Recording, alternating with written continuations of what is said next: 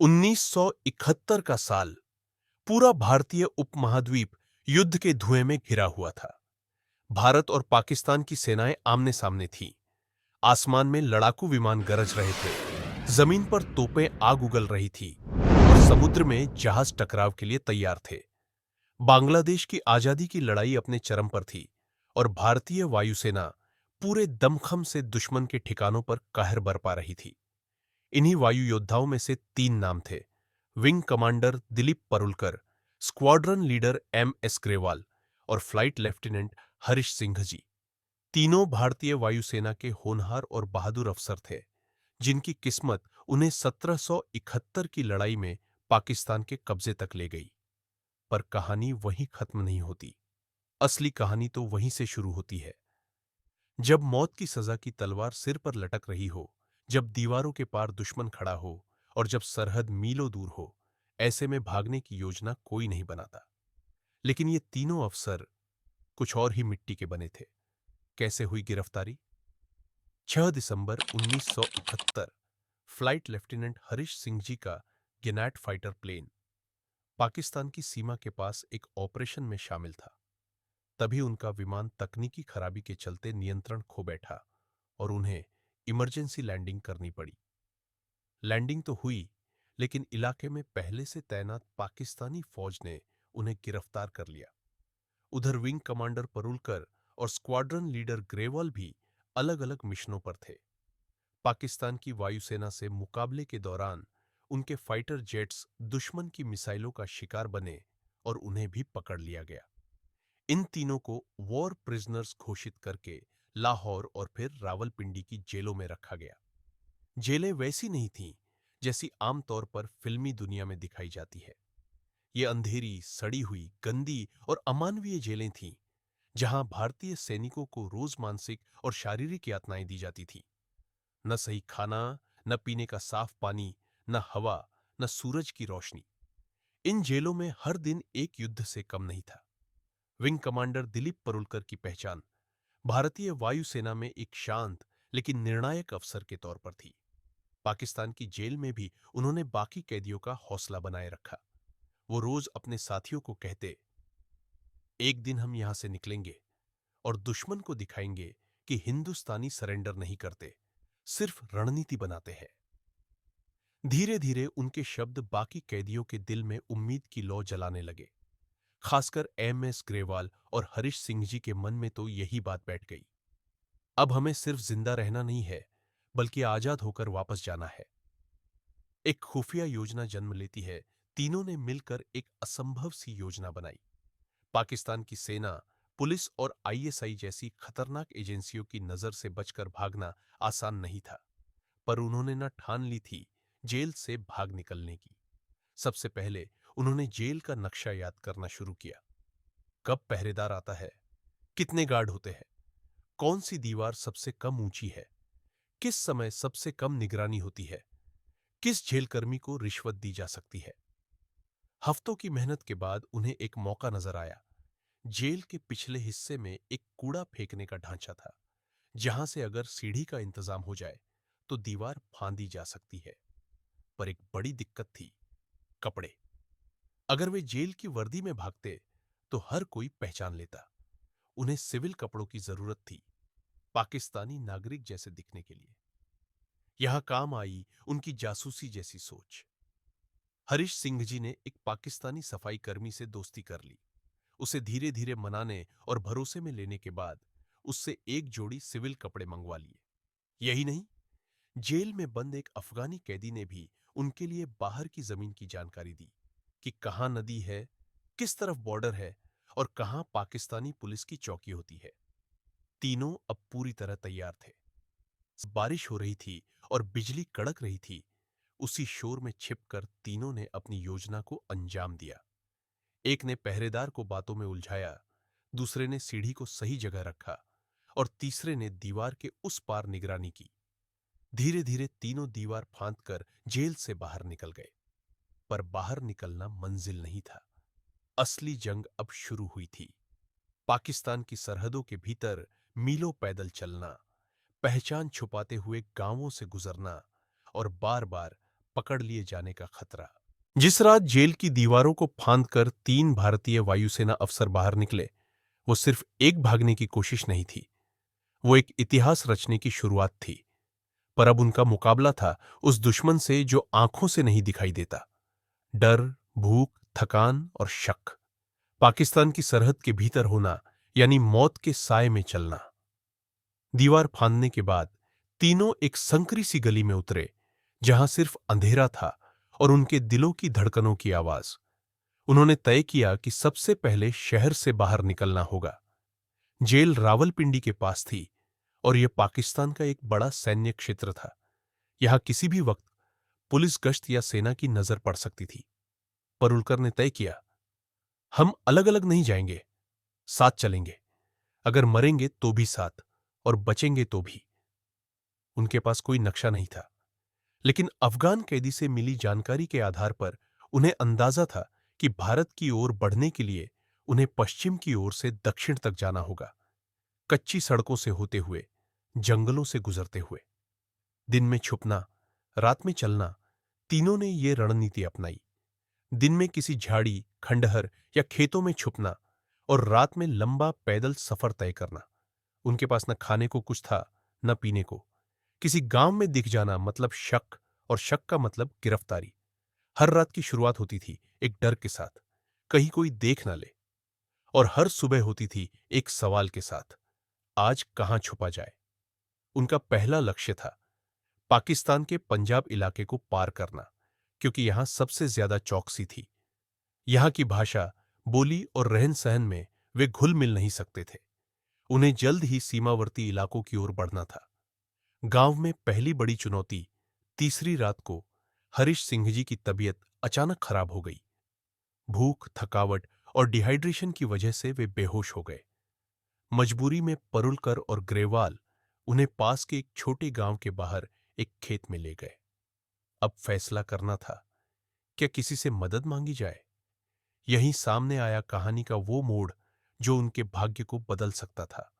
या तो किसी अजनबी की दया उन्हें बचा सकती थी, या वही अजनबी उन्हें दुश्मन के हाथों सौंप सकता था। वे एक बूढ़े किसान के पास पहुंचे जो रात को खेतों में पानी देने निकला था। परुलकर ने उसे पंजाबी में समझाने की कोशिश की। हम मुसाफिर हैं, रास्ता भटक गए हैं, थोड़ी मदद चाहिए।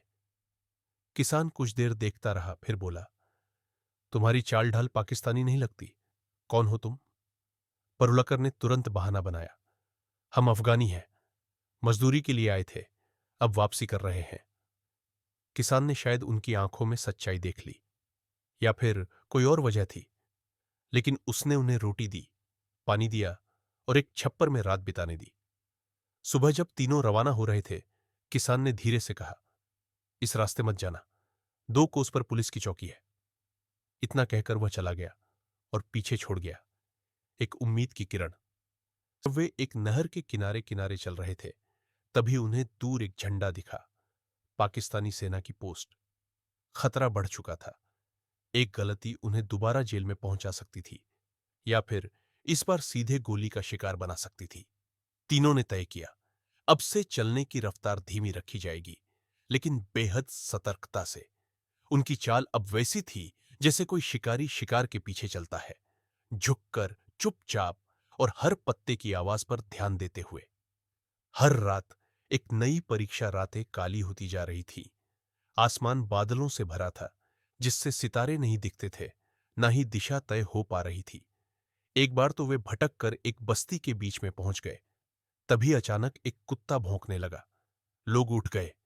दोनों को जान बचाने के लिए वहीं एक गटरनुमा नाले में कूदना पड़ा। वो रात उन्होंने उसी बदबूदार कीचड़ से भरी जगह में बिताई, मगर जिंदा बचे। हर दिन बढ़ता डर, हर दिन पाकिस्तान में उनके खिलाफ पोस्टर लग चुके थे। भारत के 3 जासूस फरार, जिनके बारे में सूचना देने वाले को इनाम मिलेगा। पर तीनों जांबाजों ने एक दूसरे से वादा किया था, कोई पीछे नहीं हटेगा।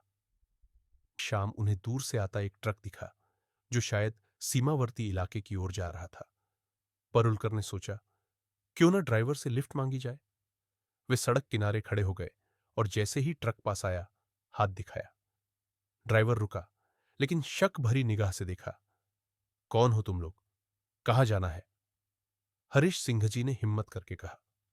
हम मजदूर हैं, बहरा से आए हैं, घर लौट रहे हैं। ड्राइवर कुछ देर सोचता रहा, फिर बोला, बैठो। पूरे सफर में तीनों चुपचाप बैठे रहे। दिल में डर था, कहीं ड्राइवर उन्हें पुलिस को न सौंप दे, लेकिन किस्मत ने साथ दिया। ट्रक ने उन्हें एक छोटे से गांव के पास उतारा, जो कि सरहद से महज 50 किलोमीटर दूर था। अब मंजिल पास थी, लेकिन खतरा सबसे बड़ा था। जैसे जैसे भारत की सीमा नजदीक आ रही थी, सुरक्षा बढ़ती जा रही थी। पाकिस्तान जानता था कि तीनों भारतीय पायलट भागे हैं और अब वे यहीं आ सकते हैं। हर गांव, हर सड़क, हर पुल पर निगरानी थी, पर इन तीनों के हौसले लोहे जैसे थे। जब वे एक पहाड़ी पर चढ़े, तो नीचे दूर किसी गांव में उन्हें हिंदी की आवाज सुनाई दी। एक रेडियो बज रहा था और उस पर लता मंगेशकर का गाना बज रहा था, ऐ मेरे वतन के लोगों। हरीश सिंह जी की आंखों से आंसू छलक पड़े। वो लम्हा था जब उन्हें यकीन हुआ, हम अपने देश के करीब हैं, बहुत करीब। हर कदम भारी होता जा रहा था, लेकिन मन हल्का, क्योंकि अब जिंदगी की सबसे बड़ी मंजिल सिर्फ कुछ मील दूर थी। तीन भारतीय पायलट पाकिस्तान की सीमा में 20 दिन से ज्यादा वक्त बिता चुके थे। उन्होंने भूख, प्यास, बीमारी, ठंड, डर और अकेलेपन को मात दी थी। अब बस एक आखिरी बाधा थी, सरहद। सीमा के पास का गांव। शक की नजरें उनका सफर उन्हें एक ऐसे गांव तक ले आया था जो सरहद से बहुत करीब था, शायद महज 10 से 12 किलोमीटर। लेकिन जितना नजदीक वे अपने देश के हुए, उतना ही सतर्क हो गए पाकिस्तानी अधिकारी। हर चौकी पर तस्वीरें लगी थीं। तीन भारतीय पायलट फरार, देखे जाने पर तुरंत रिपोर्ट करें। गांव में दाखिल होने के पहले ही परुलकर ने फैसला लिया, अब कोई रिस्क नहीं, सिर्फ छुपकर चलना है, दिन में बिल्कुल नहीं निकलेंगे। उन्होंने एक सूखे कुएं में रात बिताई और सुबह नाले के किनारे की झाड़ियों में छुपे रहे। इस गांव में एक बड़ा मोड़ आया। हरीश सिंह जी बहुत बीमार हो चुके थे। बुखार, शरीर में सूजन और कमजोरी। अब बिना दवा के उनका बच पाना मुश्किल था। ग्रेवाल बोले, हमें मदद लेनी होगी, नहीं तो हरीश यहीं मर जाएंगे। बहस के बाद उन्होंने गांव की एक मस्जिद के पास एक मौलवी को देखा। उम्रदराज, शांत चेहरा, आंखों में करुणा। परुलकर ने उसे पास बुलाया और फुसफुसाते हुए कहा, हम मुसाफिर हैं, बीमार हैं, दवा चाहिए। हम किसी को नुकसान नहीं पहुंचाना चाहते। मौलवी थोड़ी देर देखता रहा, फिर बोला, मैं जानता हूं तुम कौन हो और यह भी जानता हूं कि तुम क्यों भागे हो। तीनों सन्न रह गए। मौलवी आगे बोला, मैंने 1965 की जंग देखी है। इंसानियत की कोई सीमा नहीं होती। चलो मेरे साथ। वो उन्हें अपनी झोपड़ी में ले गया। हरीश को नीम, तुलसी और पुराने देसी नुस्खों से आराम देने की कोशिश की। 2 दिन में हरीश थोड़ा ठीक हो गया। जाते वक्त मौलवी ने कहा, सीमा से पहले एक नहर आएगी, उसके पार करना बेहद खतरनाक है, मगर उसके किनारे एक पुरानी नाव रहती है। अगर किस्मत ने साथ दिया तो वो मिल जाएगी। चाहे कुछ भी हो जाए, सीमा पार करनी है। उन्होंने खेतों से 2 डंडे उठाए, कपड़े की रस्सी बनाई और गांव के एक छोटे छप्पर से रस्सी चुराई। नहर तक पहुंचने के लिए उन्हें 2 घंटे तक घास और कीचड़ में रेंगना पड़ा। और फिर सामने थी पाकिस्तान और भारत को अलग करने वाली आखिरी जलधारा। नहर की चौड़ाई 30 फीट के करीब थी। अंधेरे में कुछ दिखाई नहीं दे रहा था, लेकिन वही मौलवी की बताई नाव वहीं बंधी थी। नहर पार, सांस रोक देने वाला पल। तीनों ने चुपचाप नाव को खोला। हरीश ने पतवार थामा, ग्रेवाल ने संतुलन बनाए रखा और परुलकर ने निगरानी रखी। अचानक दूर से कुत्तों के भौंकने की आवाज आई। शायद कोई गश्त कर रहा था, लेकिन तब तक वे आधे पार जा चुके थे। नहर पार करते वक्त किसी ने शायद हलचल देख ली थी और गोली चली। हाय! नाव के पास पानी उछला। गोली बगल से निकली, लेकिन नाव सरक चुकी थी और जैसे ही उन्होंने नहर पार की, पैर जैसे ही भारत की मिट्टी पर पड़े, तीनों रो पड़े। जैसे ही उन्होंने भारत के खेतों में कदम रखा, कुछ दूरी पर भारतीय सीमा चौकी थी। उन्होंने दोनों हाथ ऊपर उठा दिए और चिल्लाए, हम भारतीय पायलट हैं, युद्धबंदी थे, पाकिस्तान से भागे हैं। सीमा पर तैनात एक जवान दौड़ता हुआ आया, राइफल हाथ में थी।